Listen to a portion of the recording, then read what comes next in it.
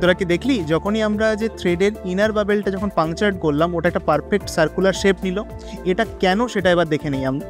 দেখ এখানে কি হচ্ছিল, আমাদের প্রথমে সোপ সলিউশন ছিল, তার মধ্যে থ্রেডটা ছিল, ভেতরেও সোপ বাবেল ছিল, বাইরেও সোপ বাবেল ছিল।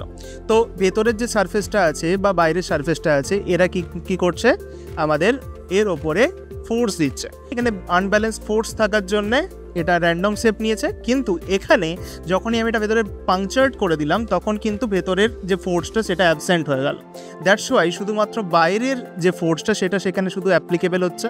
তো দ্যাটস আমরা সেক্ষেত্রে বলতে পারি যে সব থেকে স্টেবল যে 2Dতে যে শেপটা সেটা সার্কেল, সেটা এখানে ও কিন্তু নিয়ে নিচ্ছে। এটাই এর পেছনের রিজন। আর আই থিঙ্ক তোমাদের এক্সপেরিমেন্টটা খুব ভালো লেগেছে, তোমরা করেও ম্যাজিকটা সবাই বন্ধুদেরকে দেখাতে পারো, রাইট? সারফেস টেনশনের একটা খুব সুন্দর এক্সপেরিমেন্ট এটা।